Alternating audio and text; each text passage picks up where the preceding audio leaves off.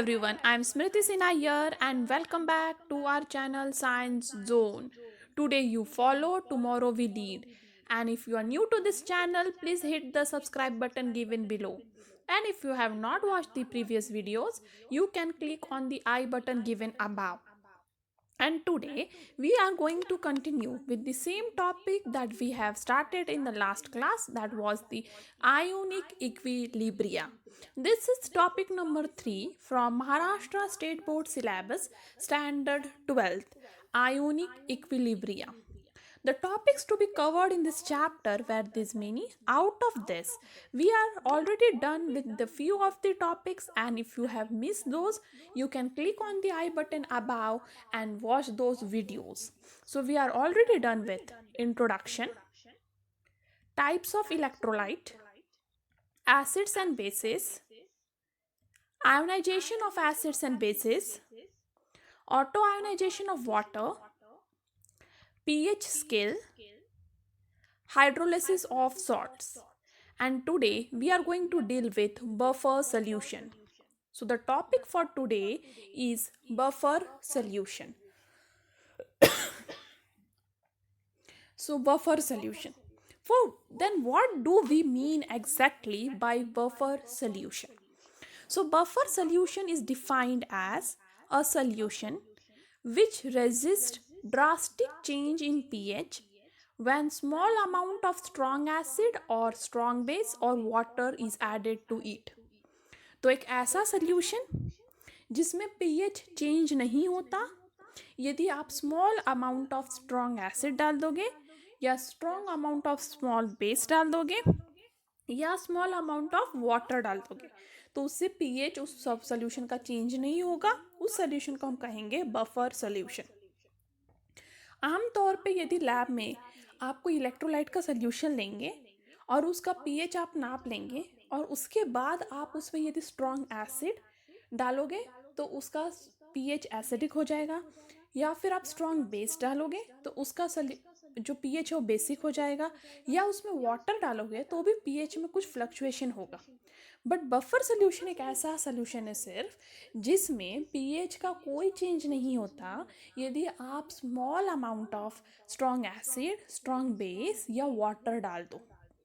तो exactly buffer solution में होता क्या है जिससे उसमें कोई फ़र्क ही नहीं पड़ता एसिड बेस या वाटर ऐड करने से, तो वो हम देखते हैं. तो ये डेफिनेशन इम्पॉर्टेंट है.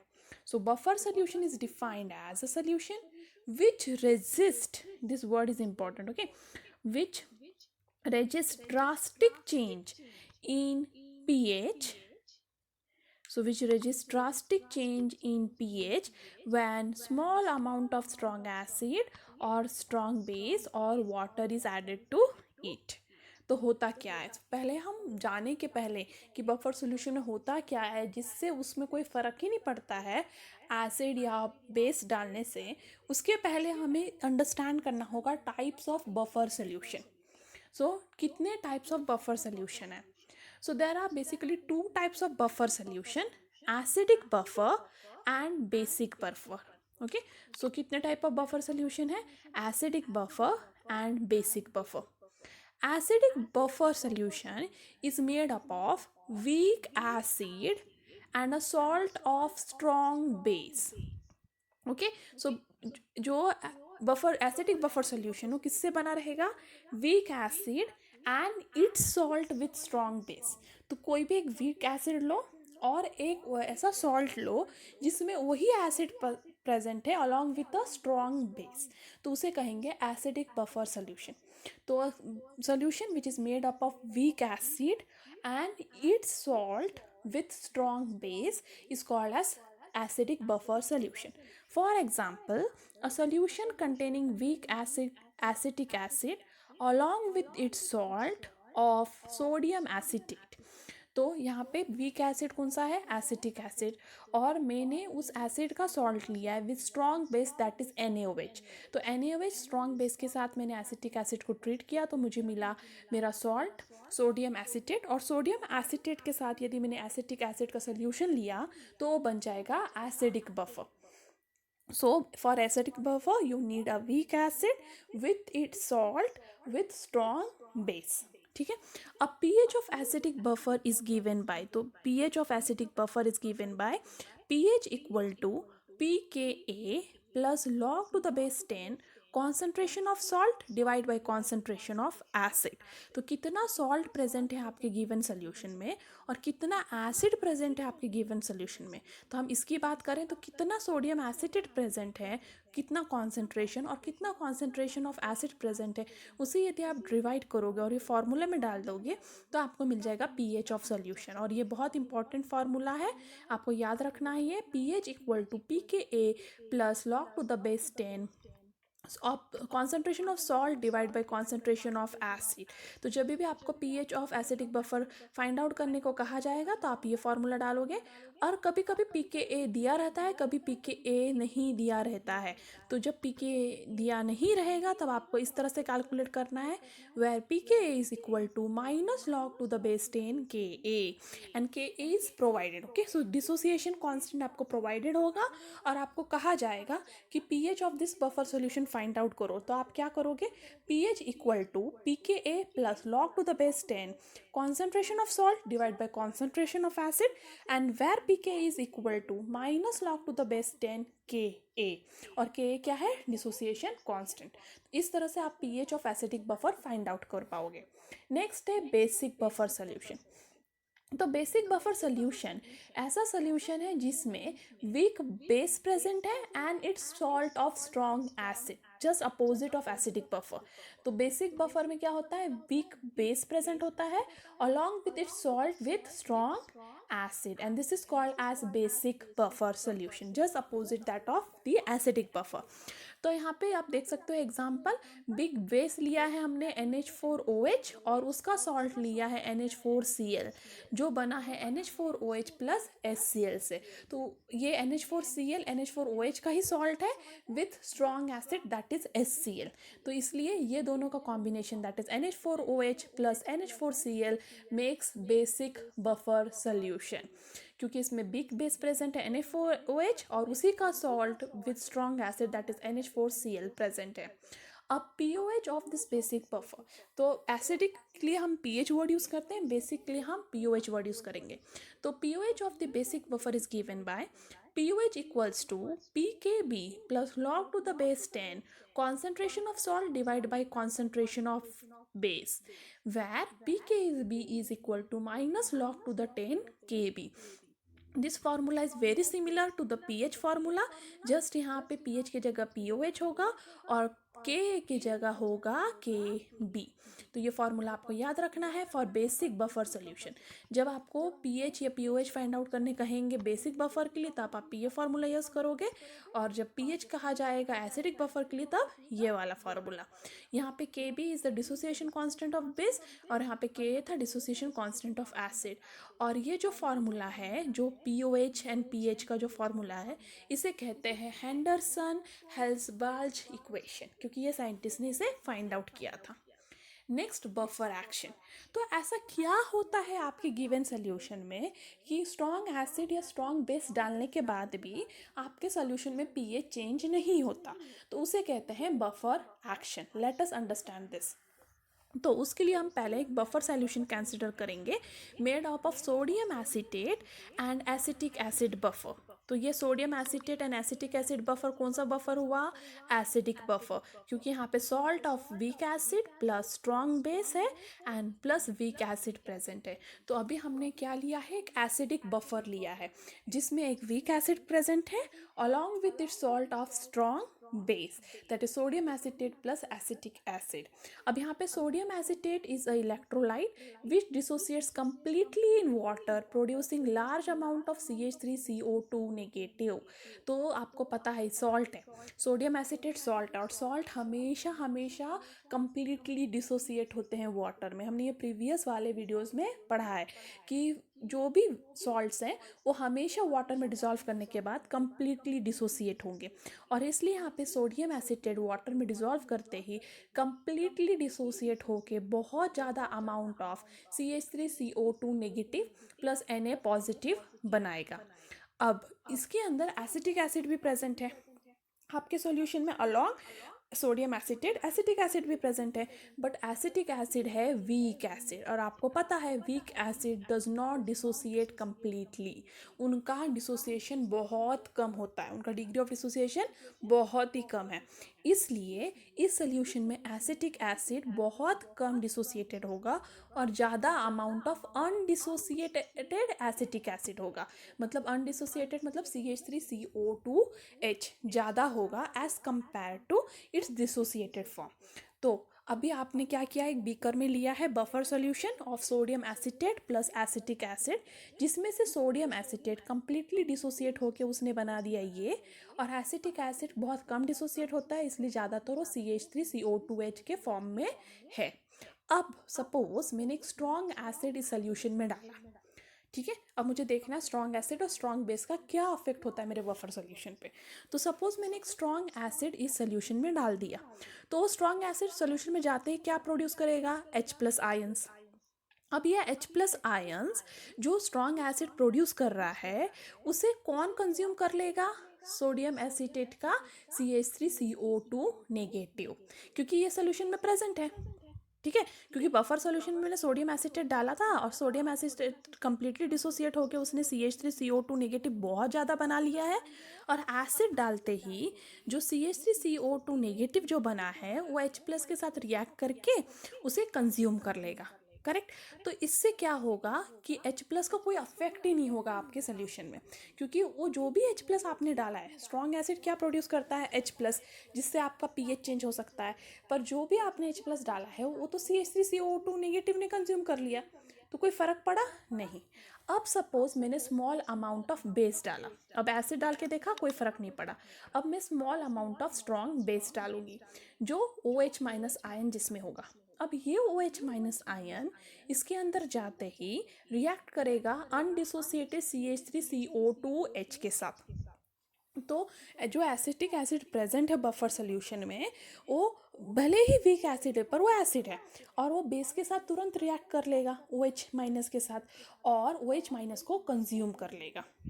तो जो जब मैं एसिड डाल रही हूँ, एसिड को कौन कंज्यूम कर रहा है, CH3CO2 नेगेटिव, और जब मैं स्ट्रॉन्ग बेस डाल रही हूँ, बेस OH- को कौन कंज्यूम कर रहा है, एसिटिक एसिड।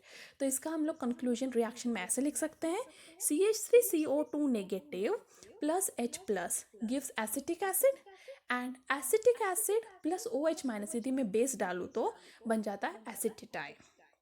तो इनडायरेक्टली क्या हुआ, मैंने एसिड डाला तो उसे एसिटिक आयन ने कंज्यूम कर लिया, और मैंने बेस डाला तो उसको एसिटिक एसिड ने कंज्यूम कर लिया। तो एसिड और बेस दोनों का मेरे सोल्यूशन में प्रेजेंस ही नहीं रहा, दोनों का कोई फ़र्क ही नहीं पड़ा, करेक्ट। जो था pH अर्लियर वही pH मेंटेन रहेगा, क्योंकि जो भी मैं डाल रही हूँ वो तो कंज्यूम हो रहा है। So, the acid or base added thus cannot change the concentration of H+ or OH- ion, and the pH of the solution remains unchanged. और इसी तरह डाइल्यूशन भी pH of the buffer solution को affect नहीं करता, तो dilution से भी इस pH को कोई फ़र्क नहीं पड़ेगा, ठीक है। तो आपको क्या याद रखना है, एसिडिक बफर सॉल्यूशन में क्या हो रहा है, जो भी आपका एसिड है वो बेस को कंज्यूम करेगा, और जो भी उसका सॉल्ट है वो एसिड को कंज्यूम करेगा। और इस तरह से यदि आप स्ट्रॉन्ग एसिड या स्ट्रॉन्ग बेस भी डाल दो बफर सॉल्यूशन में, पीएच में कोई फ़र्क नहीं पड़ेगा, क्योंकि जो भी आप डाल रहे हो कंज्यूम हो रहा है by the ions present already in the buffer solution, और इससे पीएच में कोई फ़र्क नहीं पड़ रहा है, ठीक है। तो ये हो गया आपका बफर सॉल्यूशन। अब हम बात करते हैं प्रॉपर्टीज ऑफ बफर सॉल्यूशन की। So the pH of buffer solution does not change by addition of small amount, ये याद रखना है वर्ड स्मॉल अमाउंट। क्यों स्मॉल अमाउंट, वो उतना ही H+ आयन कंज्यूम कर सकता है जितना उसमें एसिटेट आयन है, दैट इज CH3CO2 नेगेटिव, उतना ही कंज्यूम कर पाएगा। यदि CH3CO2 नेगेटिव ख़त्म हो गया उसके बाद भी आप H+ ऐड करते रहोगे, दैट इज एसिड ऐड करते रहोगे, तो क्या होगा, तो फिर उसके बाद एसिड का कॉन्सेंट्रेशन बढ़ जाएगा और आपका सोल्यूशन का पीएच में फ़र्क पड़ेगा। इसलिए याद रखना है स्मॉल अमाउंट ही, ठीक है। So pH of buffer solution is not affected by small amount of addition of either strong acid और स्ट्रॉन्ग बेस, और even the pH of the solution is not affected by dilution. आप उसको dilute भी कर दोगे ज़्यादा पानी डाल के, उससे भी पीएच और बफर सॉल्यूशन में फ़र्क नहीं पड़ता, या पीएच पे फ़र्क नहीं पड़ता है यदि आप सॉल्यूशन को बहुत टाइम तक भी रखो तो। क्योंकि बहुत सारे ऐसे सॉल्यूशंस होते हैं केमिस्ट्री में जिनको बहुत देर तक रखने से उनके पीएच में फ़र्क पड़ता है, क्योंकि कुछ केमिकल्स ऐसे होते हैं जो इन्वायरमेंट से वाटर एब्जॉर्व करते हैं और खुद ही डाइल्यूट हो जाते हैं और उनका पीएच कम ज़्यादा हो जाता है, या फिर दूसरे इन्वायरमेंटल कंडीशंस की वजह से। बट बफर सोल्यूशन को आप बहुत टाइम तक भी रख सकते हो, उसमें पीएच से फ़र्क नहीं पड़ता। उसको डाइल्यूट कर दो तो भी पीएच से फ़र्क नहीं पड़ता, यदि small amount of strong acid strong base डालोगे तो भी पीएच से फ़र्क नहीं पड़ेगा। नेक्स्ट है, can you think homemade jams and jellies without adding any chemical preservatives spoil in a few days, whereas commercial jams and jelly have a long shelf life? Explain. And what is the role does added sodium benzoate play? ठीक है, तो जो घर में आप jam और jelly बनाओगे, आप देखोगे विद इन अ वीक वो ख़राब होने लगेगा। पर जब आप बाज़ार से लाते हो वो सालों तक रहता है, एक डेढ़ 2 साल रहता है उसका एक्सपायरी डेट। ये क्यों होता है? ठीक है, ये इसलिए होता है क्योंकि आपके जो कमर्शियल जैम एंड जेली है उसमें सोडियम बेंजोएट प्रेजेंट है, and due to presence of sodium benzoate वो जैम और जेली वो प्रिजर्व रहते हैं, क्योंकि sodium benzoate is a chemical preservative. Sodium benzoate क्या है? वो केमिकल प्रिजर्वेटिव है। तो क्या रोल है सोडियम बेंजोएट का ये जैम एंड जेली के अंदर? Sodium benzoate inhibits the growth of harmful bacteria. Inhibits मतलब रोक देता है। तो सोडियम बेंजोएट एक केमिकल प्रिजर्वेटिव है और वो हार्मफुल बैक्टीरिया, मोल्ड, माइक्रोब्स, ये सब का जो ग्रोथ है वो रोक देता है, और इसलिए फूड का जो स्पॉइलेज है उसको डिले कर देता है। मतलब वो फूड जल्दी नहीं ख़राब होगा जब तक वो रोक पाएगा ग्रोथ ऑफ बैक्टीरिया, मोल्ड या माइक्रोब्स। और जो सोडियम बेंजोएट है वो एक्चुअली एक एसिडिक बफर है, इसलिए वो ज़्यादा एसिडिक फूड पे ही काम करता है। जो भी फूड एसिडिक है लिटिल नेचर में, उसमें ज़्यादा अच्छा ये इफेक्टिव होगा। ठीक है, नेक्स्ट क्वेश्चन है, it is enough to add a few ml of a buffer solution to maintain its pH, which property of buffer is used here? तो कोई भी सोल्यूशन का बफर यदि आपको मेंटेन करना है तो few ml of buffer solution ही डालना पड़ता है टू मेंटेन द पीएच। तो कौन सा बफर का जो क्वालिटी है इसके लिए यूज़ हो रहा है? तो yes, it is enough to add the few ml of buffer solution to maintain pH of solution। ठीक है, थोड़ा सा ही बफर सोल्यूशन डालते ही आपका सोल्यूशन का पीएच मेंटेन हो जाता है। और इधर ये कौन सी प्रॉपर्टी काम आ रही है? PH of buffer solution is independent of volume of solution. तो हमने पहले भी देखा है कि डाइल्यूशन से बफर ऑफ द सोल्यूशन के पीएच को कोई फ़र्क नहीं पड़ता। आप डाइल्यूट भी कर लोगे सोल्यूशन तो भी आपके बफर का सोल्यूशन का कोई पीएच पे फ़र्क नहीं पड़ेगा। ठीक है, बफर जो सोल्यूशन है, बफर सोल्यूशन, उसमें पीएच का कोई फ़र्क नहीं पड़ता डाइल्यूशन से। इसलिए pH of buffer solution is independent of dilution, independent of volume of solution. Dilution मतलब वॉल्यूम इंक्रीज करना, तो वॉल्यूम से उसको परे है, इसलिए थोड़ा भी अमाउंट ऑफ बफर सोल्यूशन आपके सोल्यूशन में पीएच मेंटेन करने के काम आ जाता है। Next is applications of buffer solution. So the first application is in biochemical system. ठीक है, तो पहले biochemical system. pH of blood in our body is about 7.36 to 7.42। ये है pH आपके ब्लड का, और ये इम्पॉर्टेंट है, ये बहुत बार कॉम्पिटिटिव एग्जाम्स में पूछा जाता है। What is the pH of your blood? So pH of our blood is 7.36 to 7.42। ये एग्जैक्ट वैल्यू आपको याद रखना है। ठीक है, 7.36 टू 7.42। क्यों? क्योंकि ब्लड के अंदर ये वाला salt HCO3 negative along with the acid H2CO3, ये दोनों प्रेजेंट होते हैं। ठीक है, तो ये है weak acid along with the salt of weak acid and strong base. तो ये दोनों जो सोल्यूशन है ये बनाते हैं बफर सोल्यूशन, और इस बफर सोल्यूशन की वजह से आपके ब्लड का पीएच 7.36 से लेके 7.42 तक मेंटेन रह पाता है। और थोड़ा भी चेंज पीएच में, 0.2 का भी पीएच में चेंज आपको मार सकता है. So it causes death. Even the change in 0.2 pH, 0.2 तो हम कहेंगे निग्लिजिबल है, बट उससे भी ह्यूमंस का डेथ हो सकता है. तो ये वाला पीएच जो है 7.36 टू 7.42 मेंटेन करना बहुत ज़रूरी है. और इसलिए जब सलाइन चढ़ाया जाता है, जो इंट्रावेनस इंजेक्शन के थ्रू दिया जाता है सलाइन या कोई भी दवा, तो उसका पीएच मेंटेन करना बहुत इंपॉर्टेंट होता है. और उसका pH buffer solution through maintain किया जाता है कि ब्लड का पीएच चेंज ना हो जाए. यदि ब्लड का पीएच थोड़ा भी चेंज होगा तो it will cause you death. Next is agriculture. So soils get buffered due to presence of salts such as carbonate, bicarbonate, phosphate and organic acids. The choice of fertilizer depends upon the pH of soil. तो कोई भी farm में fertiliser use करने के पहले उस soil का pH check कर लेना ज़्यादा बेटर होता है. तो उस पीएच, सॉइल के पीएच के हिसाब से आपको फर्टिलाइज़र यूज़ करना चाहिए कि आपका सॉइल का पीएच मेंटेन रहे और आपके क्रॉप्स ज़्यादा अच्छा ग्रोथ दे. तो इसलिए एग्रीकल्चर में बफर सॉल्यूशन का बहुत इंपॉर्टेंट रोल है. नेक्स्ट है इंडस्ट्रीज. तो buffer play an important role in paper, dye, ink, paint and drug industries. क्योंकि ये सब जो सोल्यूशन बनते हैं यहाँ पे पीएच मेंटेन करना ज़रूरी होता है उन केमिकल्स के लिए, और इसलिए इंडस्ट्री में भी बफर सोल्यूशन बहुत इंपॉर्टेंट. Next medicine. मेडिसिन में तो ऑफकोर्स इंपॉर्टेंट है, specially penicillin preparation stabilised by addition of sodium citrate as buffer. तो पेनिसिलिन में कौन सा बफर सोल्यूशन डाला जाता है? Sodium citrate. ठीक है, जो बना होता है citric acid is added to milk of magnesia, that is MgOH twice, that is magnesium citrate is formed, which is a buffer solution. तो ये मेडिसिन वाला जो पेनिसिलिन के लिए बफर बनाया जाता है, वो कैसे बनाया जाता है? सिट्रिक एसिड को ऐड किया जाता है milk of magnesia. Milk of magnesia मतलब MgOH ट्वाइस में, और वो बनाता है मैग्नीशियम सिट्रेट, और वो बफर सोल्यूशन की तरह पेनिसिलिन के प्रिपरेशन के लिए यूज़ किया जाता है. Next is for analytical chemistry.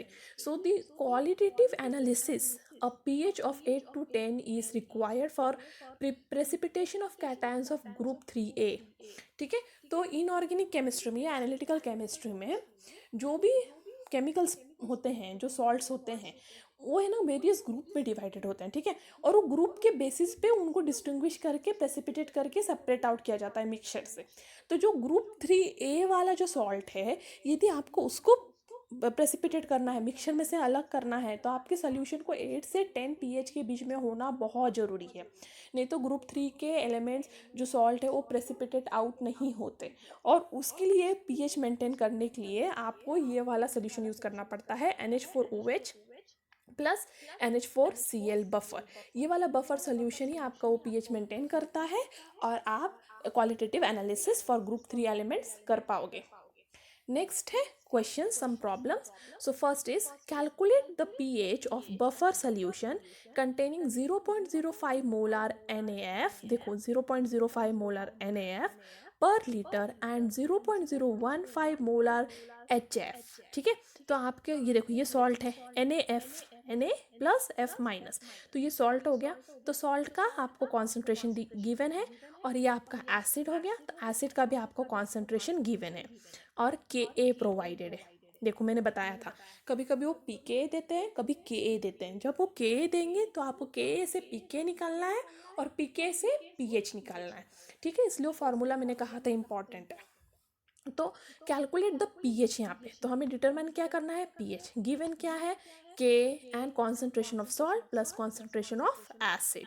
तो pH is equal to pKa plus log to the base 10 of concentration of salt plus concentration of acid.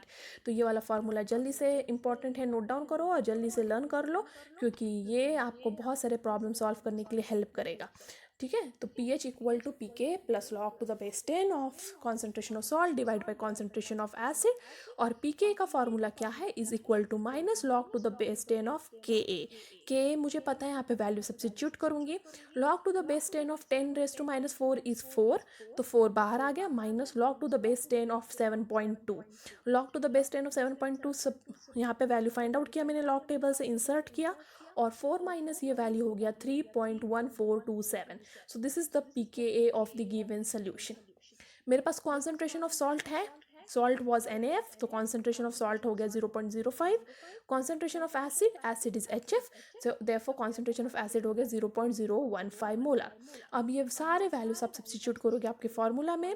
pH equals to pK plus log to the base 10 concentration of salt divide by concentration of acid, और इसे solve करने के बाद answer मिल गया 3.67.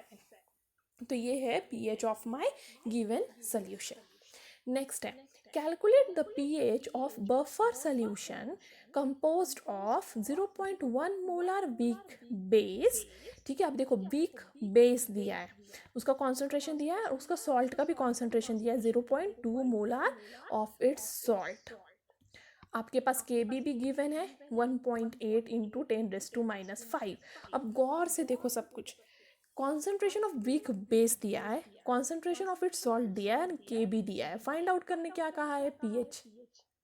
KB से हम लोग pH फाइंड आउट कर सकते हैं क्या? नहीं. हम KB से POH फाइंड आउट कर सकते हैं, और हमें बेस दिया हुआ है यहाँ पे, इसलिए हम POH ही फाइंड आउट कर सकते हैं. तो pH आया कहाँ से? तो आपको याद होगा हमने पिछली वीडियो में स्टडी किया है, pH plus POH equals to 14.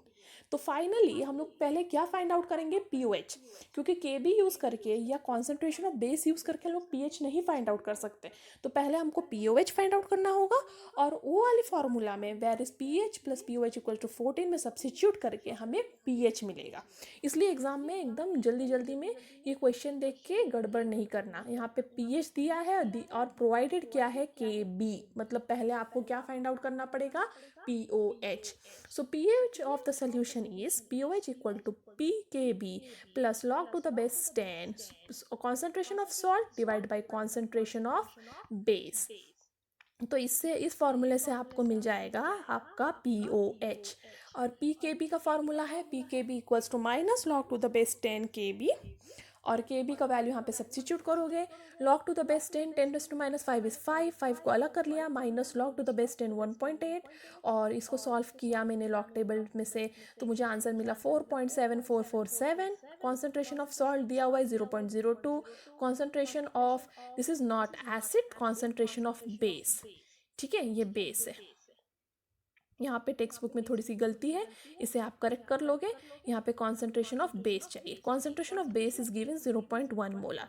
तो ये सारे वैल्यूज आप इस फॉर्मूले में सब्स्टिट्यूट करो.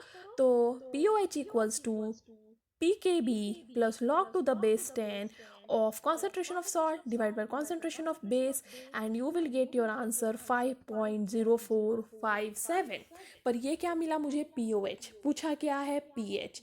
So pH plus POH equals to 14. Therefore pH equal to 14 minus POH.